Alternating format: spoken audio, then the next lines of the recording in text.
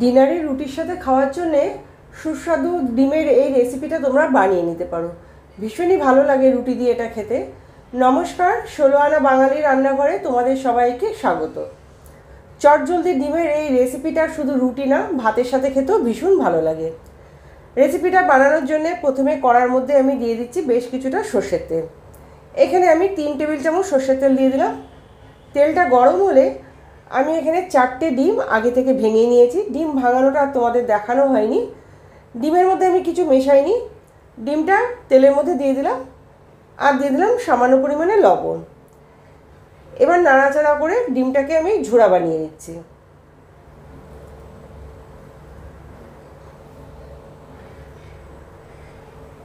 Low to medium ফ্লেমে এটা আমি করে নিচ্ছি।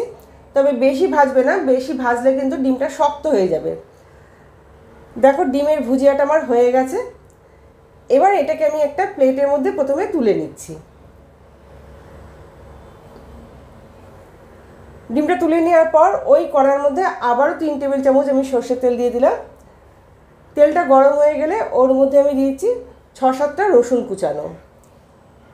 রসুনটা একটু নাড়াচাড়া করে ভেজে নেওয়ার পর এর মধ্যে আমি দিয়ে দিচ্ছি 4-5টা কাঁচা লঙ্কা কুচি।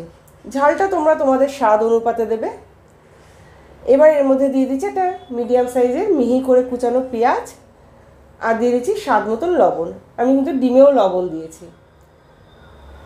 সামান্য পরিমাণে হলুদ দিয়ে দিলাম। এবার নাড়াচাড়া করে পেঁয়াজটাকে প্রথমে একটু হালকা করে ভেজে নিচ্ছি। ডিমের এই রেসিপিটা শেষ পর্যন্ত দেখার পর যদি তোমাদের ভালো লেগে থাকে তাহলে রেসিপিটাতে একটু লাইক, কমেন্ট আর একটু শেয়ার করে দিও।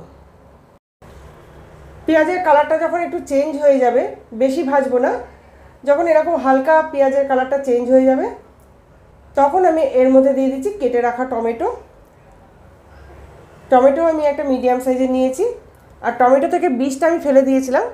আর দিয়ে দিলাম একটা ছোটো সাইজের ক্যাপসিকাম। ক্যাপসিকামটাকেও আমি ছোটো ছোটো করে কেটে নিয়েছি।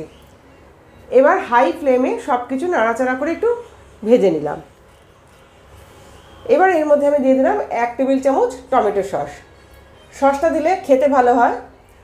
আর এই ভাজাটা কিন্তু লো বা মিডিয়াম ফ্লেমে করবে না, হাই ফ্লেমে করবে, কারণ টমেটো বা ক্যাপসিকামের যদি ক্রাঞ্চি ভাবটা নষ্ট হয়ে যায় তাহলে কিন্তু খেতে ভালো লাগবে না। 2 মিনিট নাড়াচাড়া করে নেওয়ার পর এর মধ্যে আমি দিয়ে দিলাম ভেজে রাখা ডিমের ঝোড়াটা। ডিমের ঝোড়াটা দেওয়ার পর আবারও 2 থেকে 3 মিনিট হাই ফ্লেমেই নাড়াচাড়া করে নেব। কিছুক্ষণ নাড়াচাড়া করে নেওয়ার পর দিয়ে দিলাম 1/2 চা চামচ গোলমরিচের গুঁড়ো। গোলমরিচের পরিমাণটা তোমরা তোমাদের স্বাদ অনুপাতে বাড়িয়ে কমিয়ে নিও।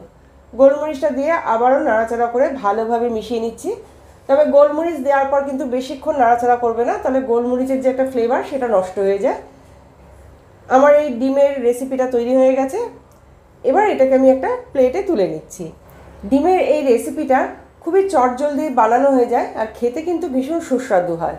হাতে যদি সময় কম থাকে বা অনেক সময় হয় যে রান্না করতে ইচ্ছা করছে না, তখন ডিমের এরকম একটা রেসিপি করে নিয়ে তোমরা ডালের সাথে ভাত দিয়েও খেতে পারো, আবার রুটি দিয়েও খেয়ে দেখতে পারো। আশা করি তোমাদের ভালো লাগবে। আর রেসিপিটা যদি ভালো লেগে থাকে তাহলে চ্যানেলটাকে সাবস্ক্রাইব করে পাশের বেল আইকনটা টিপে দিও, যাতে আমি নতুন কোনো ভিডিও ছাড়লে তার নোটিফিকেশন পেয়ে যাও।